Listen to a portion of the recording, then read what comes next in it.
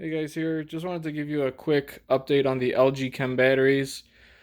I just wanted to show you guys what I'm doing with them before I start installing them into the motorcycle during the conversion so that they don't go bad in the process. Not that they will, but I'm gonna just plug in the charger. So currently I don't have a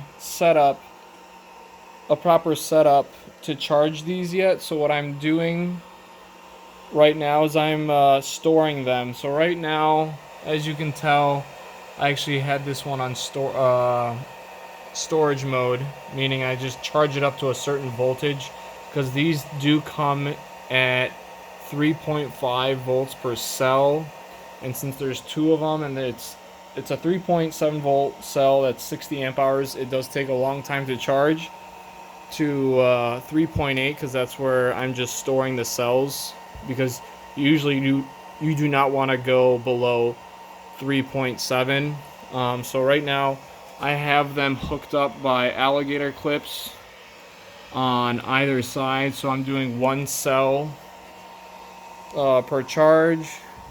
So I usually just go to LiPo, I go to storage, and then I just run it. And I'm just charging at 5 amps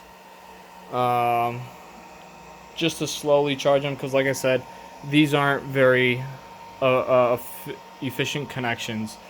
So soon I will have my battery plates so that I could connect these into 6S packs, because I will have these running. I'll have 4 6S packs, so I could use this iCharger 308 Duo. This is the charger that I'll use to charge my batteries. I will not be using a BMS because for now I'll be able to manage these battery cells myself individually, since I could go up to 8S, but it'll be easier for me to set the entire battery pack to 4 6S packs, because I'll be running a 96 volt setup at 60 amp hours. So far, while storing these batteries, I have had a really long time to store them. Each cell has been taking me about 5.5 hours just because I'm charging them at 5 amps. These battery packs here in the back are completely done. I still have these set of batteries, and then these two, and then they will all be stored at 3.8 volts per cell. So I'm going to show you guys how my configuration is going to look like. So I'm just quickly showing you the setup. Don't mind these two batteries, these are just to support while I'm recording. So the way I'm going to be setting these up, I'm going to have 3 separate modules together. I'm going to use Captain tape and to wrap them together. The way I'm going to be connecting these batteries is I'm going to have these two terminals together as well as these two terminals. So this will be positive and negative right here. So these two will be positive and negative. So these are going to connect, and these are going to connect.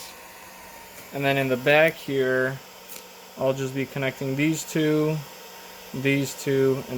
So it's they're all going to be in a series loop. So as you can tell, I did take these out of the casings because the batteries used to sit in here, so I just took them out for ease of use. And I personally do not think I'll be using this case. I'll probably configure a battery box in my motorcycle, on the bottom plate of the motorcycle, just so that I will have more space to work with, and I'll just protect these batteries differently. And since I'm configuring them as a 4-pack setup, 4 6S pack setups, I figured I would just be using the batteries themselves, and I'll just configure my own casing around the batteries.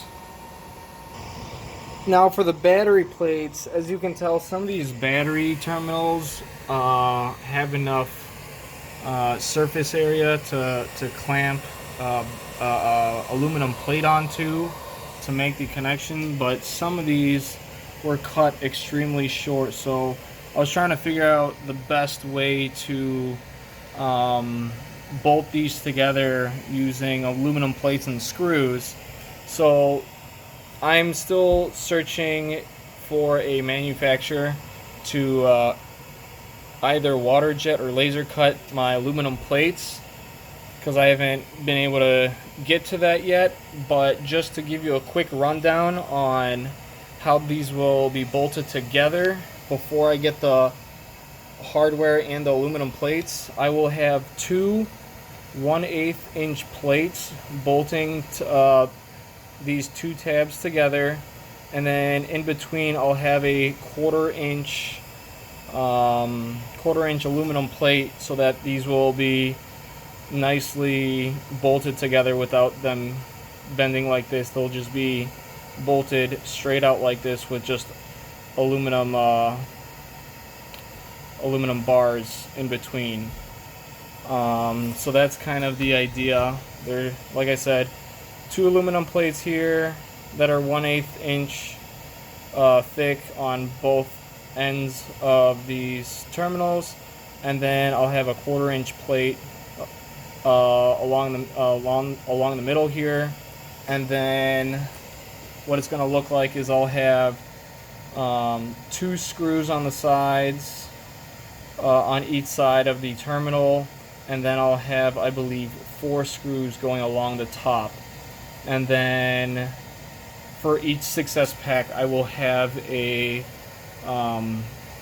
loop in the, or a hole that I could clamp onto for the connection for the positive and negative sides of the module packs that I'm building.